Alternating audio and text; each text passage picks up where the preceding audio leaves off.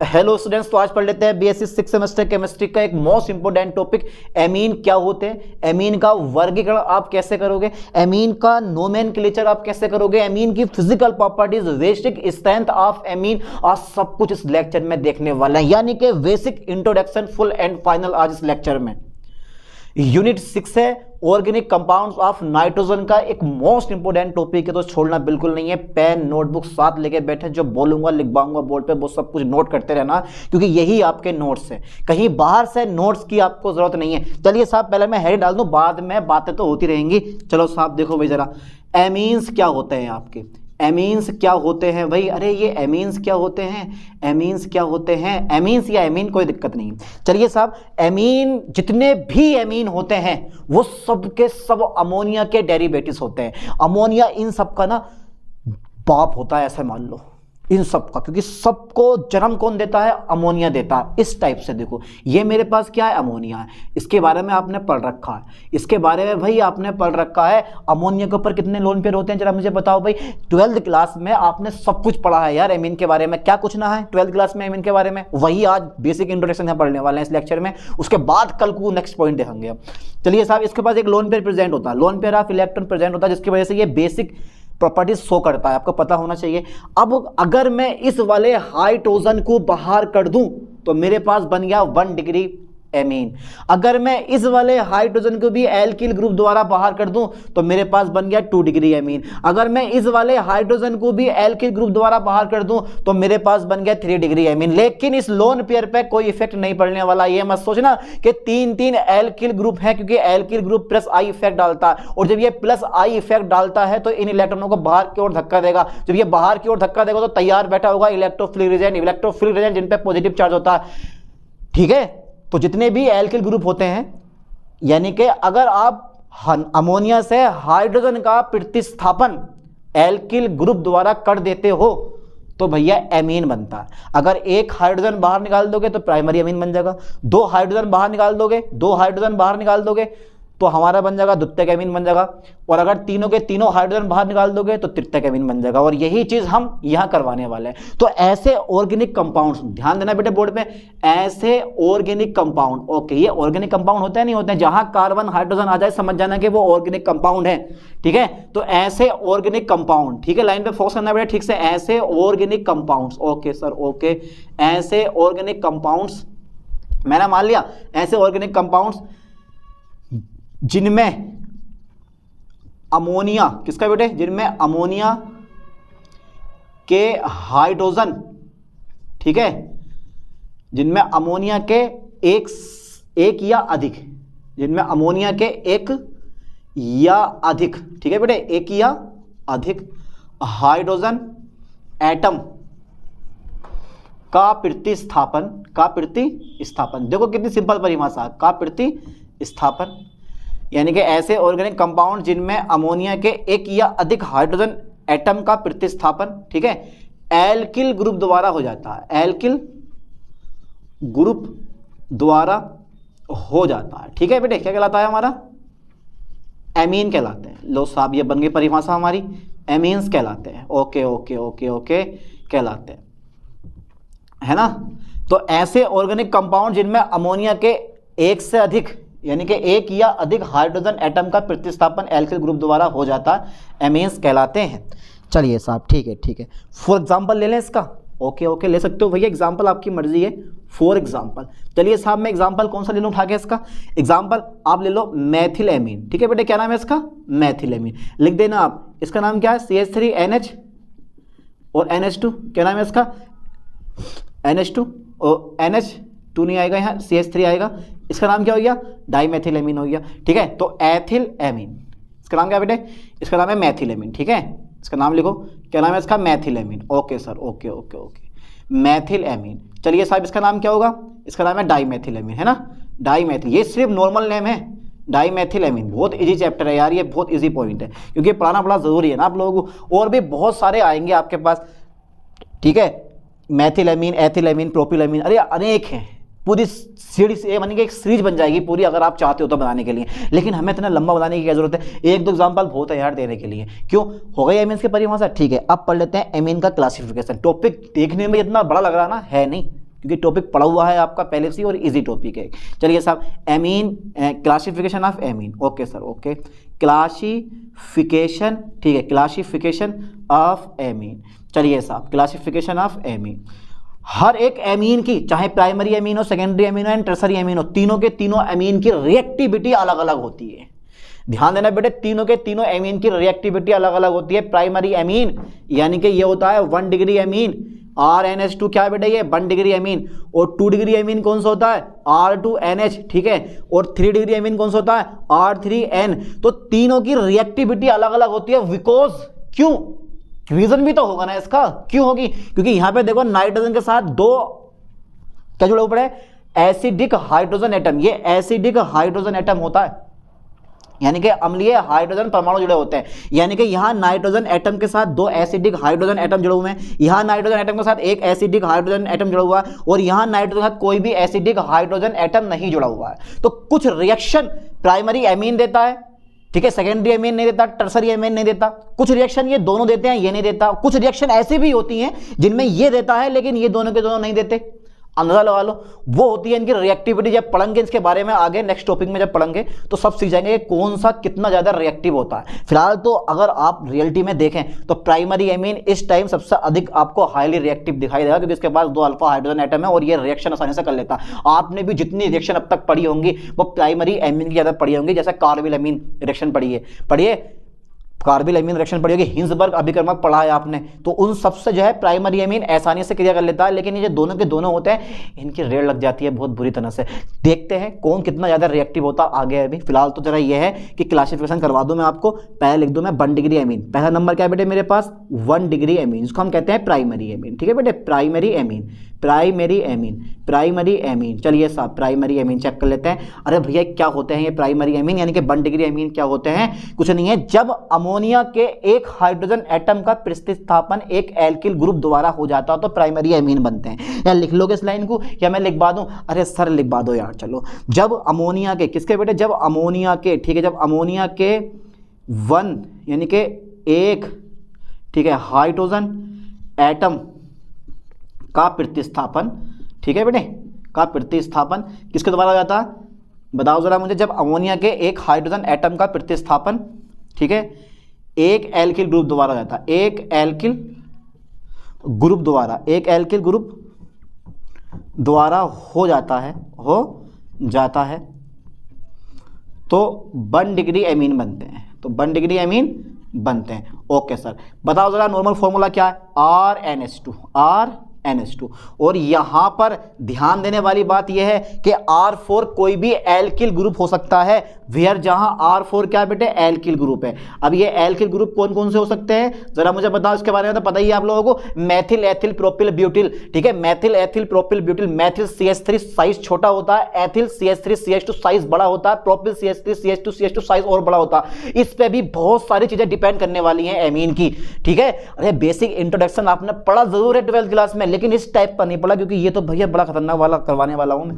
तो ये परिभाषा लिख लोगे ना, ठीक है। तो जब अमोनिया के एक हाइड्रोजन एटम का प्रतिस्थापन एक एल्किल ग्रुप द्वारा हो जाता है तो 1 डिग्री एमीन बनते हैं। फॉर एग्जांपल RnH2 आ गया मेरे पास, दिख रहा है ना ये, ठीक है साहब। चलो, अब इसके बाद में मेरे पास एग्जाम्पल और लिखवा देता हूं मेरे दोस्त। इसका मैं एग्जाम्पल आप कितने भी दे सकते हो, जैसे मैथिलएमीन, एथिलएमीन, प्रोपिलएमीन, अजी कुछ भी दे दो एग्जाम्पल, जैसे करके लिख दो, क्योंकि यार एग्जाम्पल बड़े जरूरी होते हैं, एग्जामिनर खुश हो जाता है एग्जाम्पल लिखने से। तो मेरे पास क्या है, मैथिलएमीन हो गया। अच्छा सर ठीक है, मैथिलएमीन हो गया, और क्या है मेरे पास, एथिलएमीन हो गया। अरे सर एथिलएमीन भी हो गया, और भी आप बहुत सारे नाम लिख सकते हो, लिख लेना यहाँ पे मैथिलएमीन, एथिलएमीन, कोई दिक्कत नहीं है। मेरे पास दूसरा नंबर आता है 2 डिग्री एमीन, यानी कि सेकेंडरी एमीन। अब ये सेकेंडरी एमीन क्या होते हैं भाई, अरे भाई ये सेकेंडरी एमीन क्या होने वाले हैं, इसकी परिभाषा मैं नहीं लिख पाऊंगा, आप खुद लिखोगे BSc 6 सेमेस्टर में, यानी कि लास्ट ईयर में है आप BSc के, तो इसकी परिभाषा खुद से एक बार सोचना दिमाग लगा के क्या परिभाषा बैठेगी।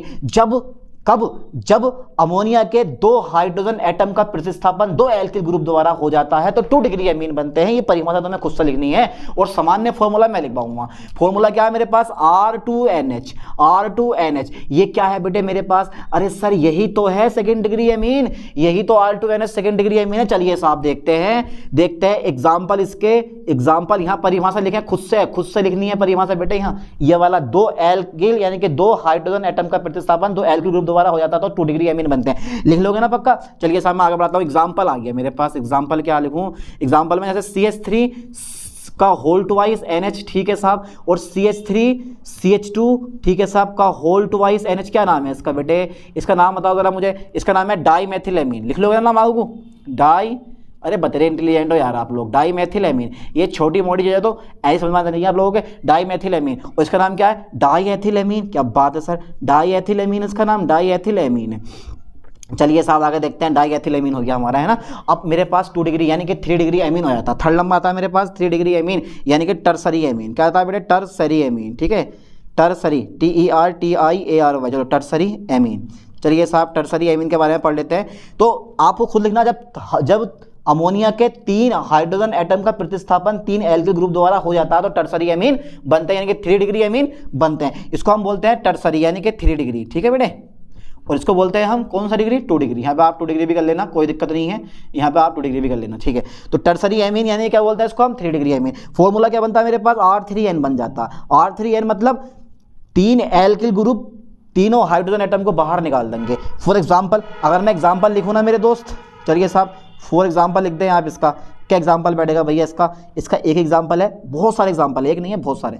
CH3 का होल थ्राइस और मेरे पास N, क्या नाम दोगे इसका आप? ट्राईमेथिलेमीन। ट्राईमेथिलेमीन, ओके सर, ओके, ट्राईमेथिलेमीन, ट्राईमेथिलेमीन। चलिए साहब हो गया ट्राईमेथिलेमीन।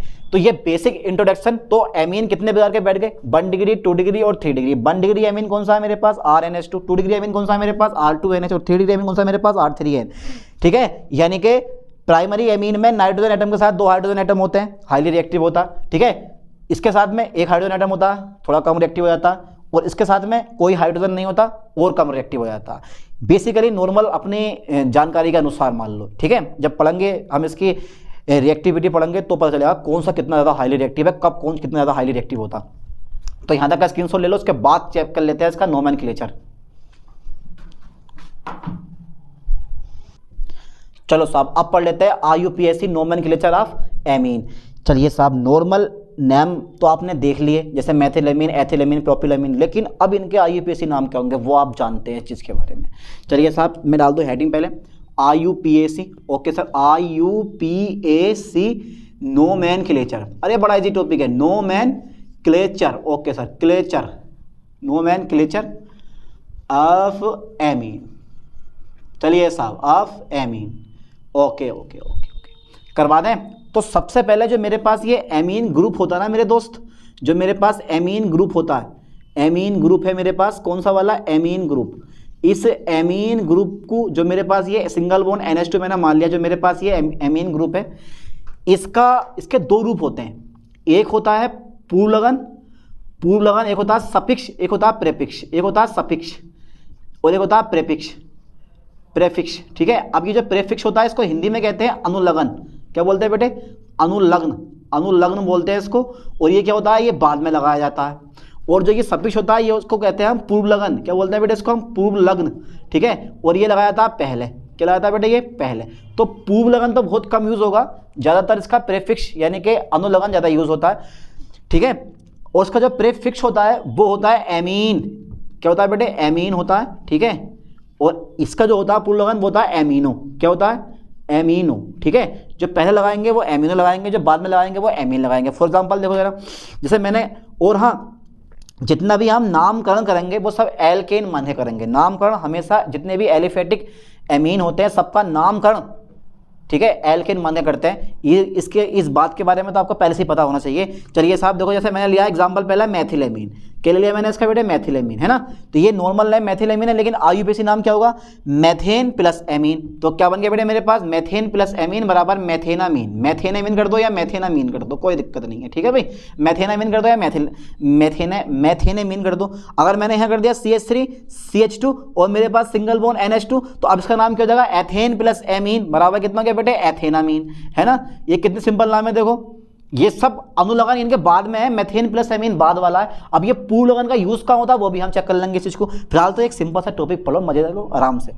चलिए साहब एक चीज और है मेरे पास, CH3 CH2 CH2 और मेरे पास क्या होगा NH2, क्या नाम हो गया इसका प्रोपेनामीन। बस बहुत सारे नाम हो गए, लेकिन अभी प्रोपेनामीन, लेकिन अभी जो है ना शुरुआत हुई है। ये सब कौन सा है मेरे पास 1 डिग्री एमीन है ना, ये सब मेरे पास कौन सा है बेटे 1 डिग्री एमीन है, 2 डिग्री एमीन है ही नहीं अभी हमारे पास। अब 2 डिग्री एमीन की एंट्री होती है और 2 डिग्री एमीन कहता है कि भाई मैं भी हूँ और मेरे भी नामकरण करवाओ।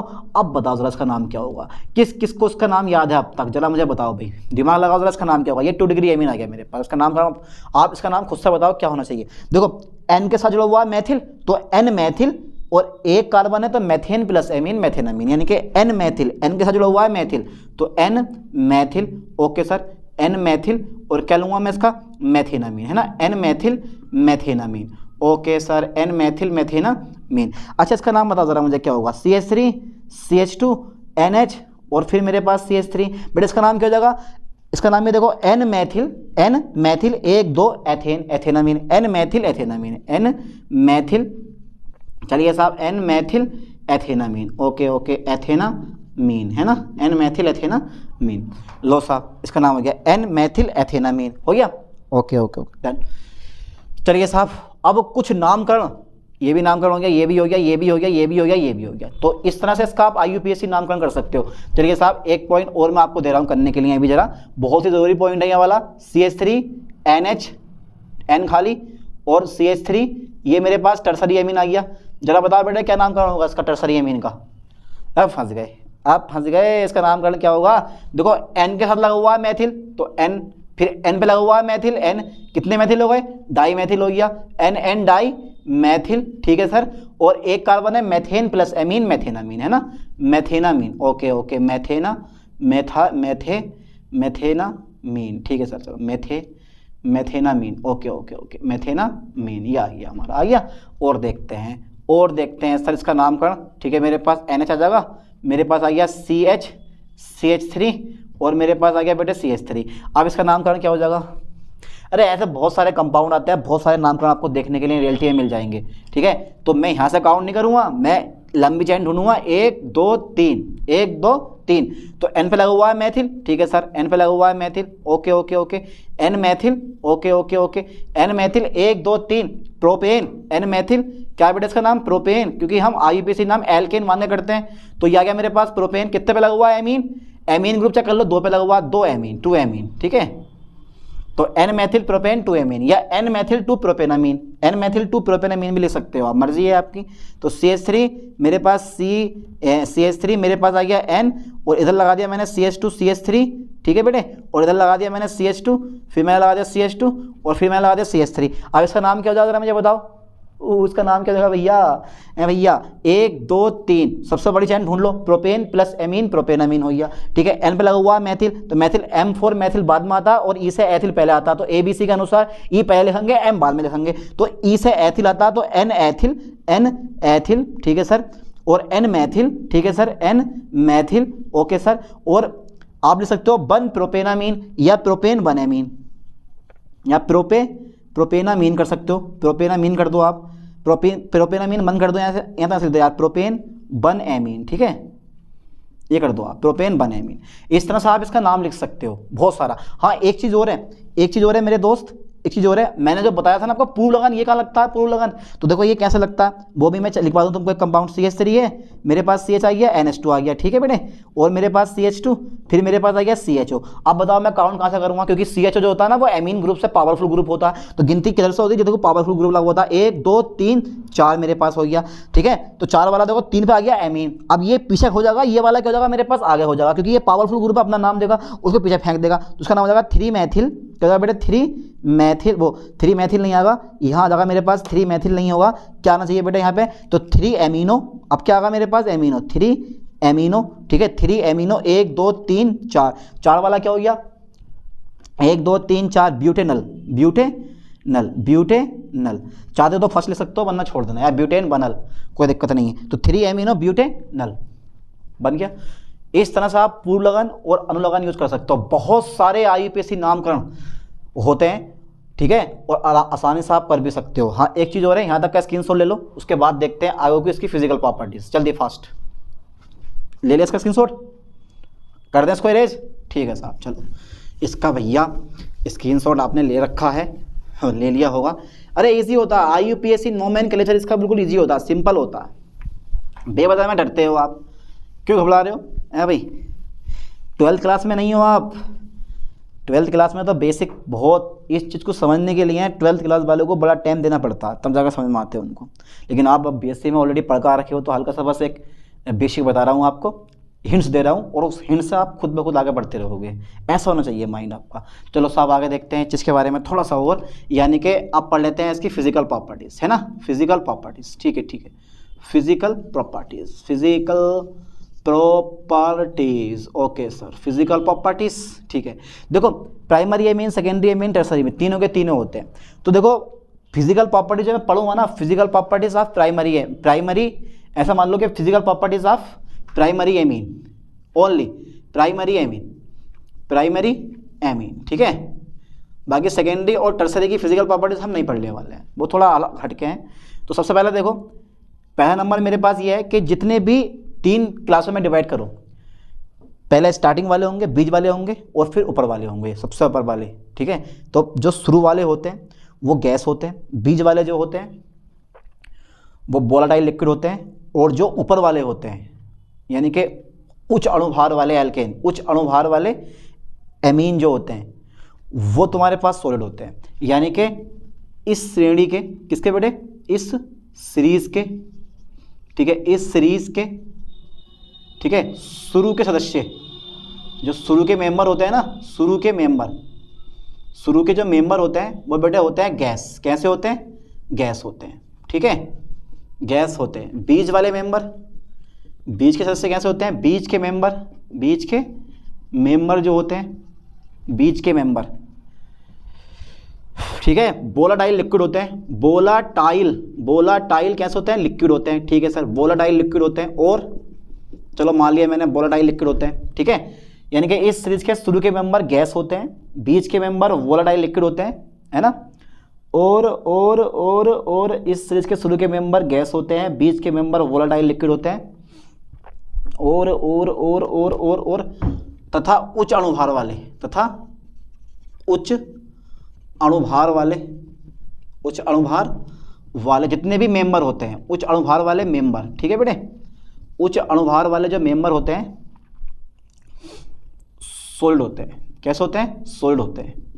चलिए साहब, सॉलिड होते हैं, बन गए नोट्स। सेकंड नंबर देखो, सेकंड नंबर की अगर मैं बात करूँगा तो जितने भी शुरू वाले मेंबर होते हैं, जितने भी शुरू वाले मेंबर हैं, ठीक है, शुरू वाले मेंबर, उनमें गंध कैसी आती है? पंजेंट स्मेल, तीखी गंध आती है, पंजेंट स्मेल, पंजेंट, ठीक है, पंजेंट स्मेल आती है। चलिए साहब, पंजेंट स्मेल आती है। बीज वाले मेंबर जो आते हैं, बीज वाले मेंबर, बीज वाले मेंबर प्रतिकर्षी गंध, इसको बोलते हैं रिपिलेंट गंध, यानी कि रिपिलेंट स्मेल, ठीक है। कैसी आती है? रिपिलेंट स्मेल, ठीक है, यानी कि प्रतिकर्षी गंध। इसको सूंघने के बाद आप भाग जाओगे बड़ी तेजी से, बोला अरे हटा गया, इसको का चक्कर में पड़ लें। और जो मेरे पास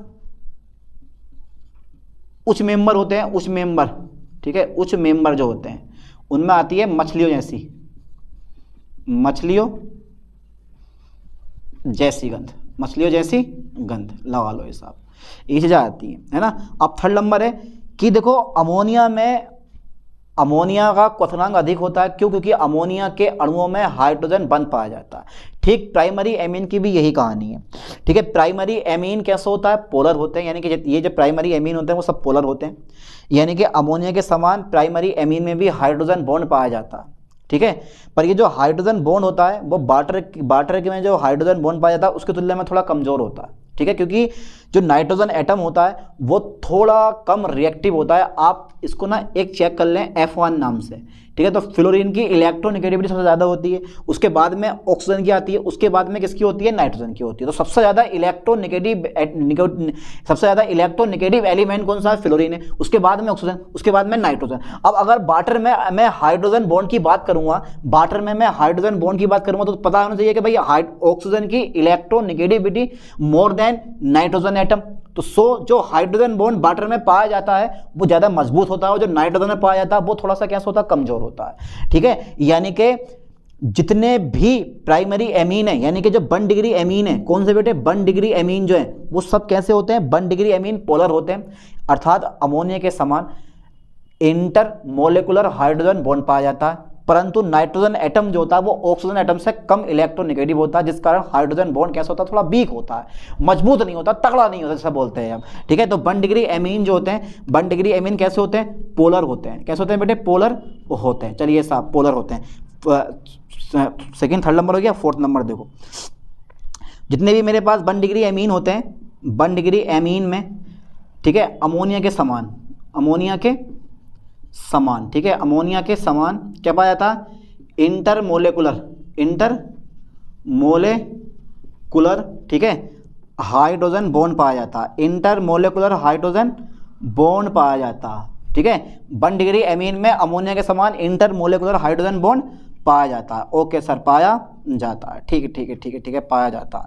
1 डिग्री एमीन में अमोनिया के समान इंटरमोलेकुलर हाइड्रोजन बॉन्ड पाया जाता है, ठीक है, जिस कारण इनका जो बॉइलिंग पॉइंट होता है, बॉइलिंग मतलब ब्लड प्रेशर नहीं, बॉइलिंग पॉइंट कैसा होता है, अधिक होता है, अधिक होता है, ठीक है, अधिक होता है। परंतु जो ये हमारा हाइड्रोजन यानी कि नाइट्रोजन एटम जो होता है ना, लिखो आपको लिखना पड़ेगा हमें, जो मेरे पास नाइट्रोजन एटम है, नाइट्रोजन एटम है, वो नाइट्रोजन एटम, ठीक है, ऑक्सीजन एटम से कैसा होता है, ऑक्सीजन एटम से, ठीक है, कम इलेक्ट्रोनेगेटिव होता है, कम इलेक्ट्रोनेगेटिव होता है, कम इलेक्ट्रोनेगेटिव होता है, ठीक है, कम इलेक्ट्रोनेगेटिव होता है, ठीक है। नाइट्रोजन एटम ऑक्सीजन एटम से कम इलेक्ट्रोनेगेटिव होता है, जिस कारण okay sir, okay sir, okay, जिस कारण नाइट्रोजन एटम ऑक्सीजन एटम से क्या होता है, कम इलेक्ट्रोनेगेटिव होता है, जिस कारण एमीन में पाया जाने वाला, एमीन में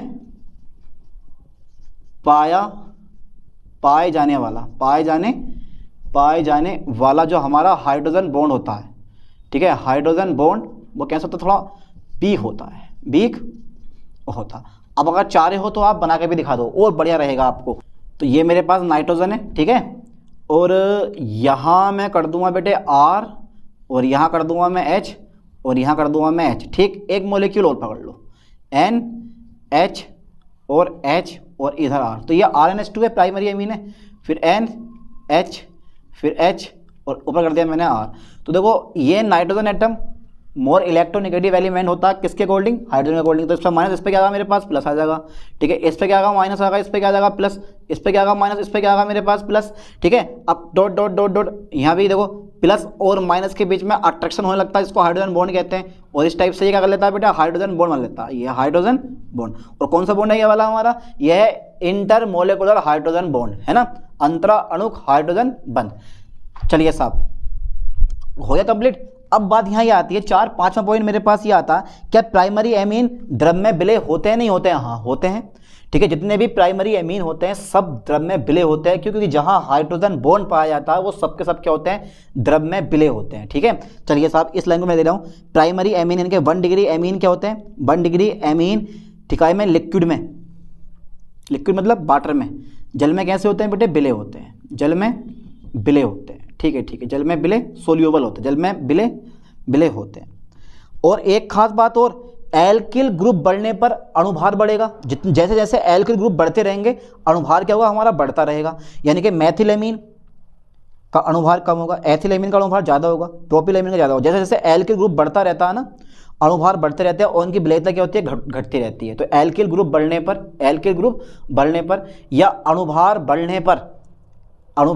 बढ़ने पर इनकी विलयता कैसी होती है, कम होती है। चलिए साहब देखते हैं, 1 डिग्री एमीन जल में विलय होते हैं। एक खास बात और है, अणुभार बढ़ने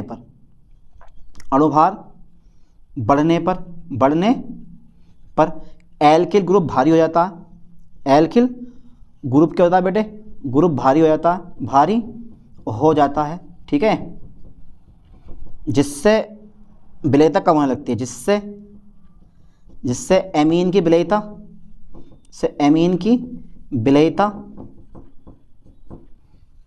कम होने लगती है, ठीक है, जिससे एमीन की विलयता कम होने लगती है। यानी कि मैथिलेमीन ज़्यादा विलय होगा और एथिल आ जाएगा तो अणुभार ज़्यादा हो जाएगा, थोड़ा कम विलय होगा।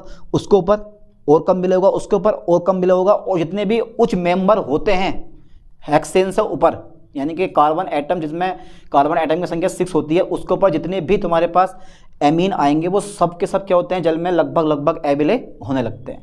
तो जैसे जैसे अणुभार बढ़ता है एल्किल ग्रुप का, जैसे जैसे अणुभार बढ़ता है एल्किल ग्रुप का भार बढ़ता है और वो जल में कम विलय होना, मतलब जल में विलयता उनकी घटने लगती है।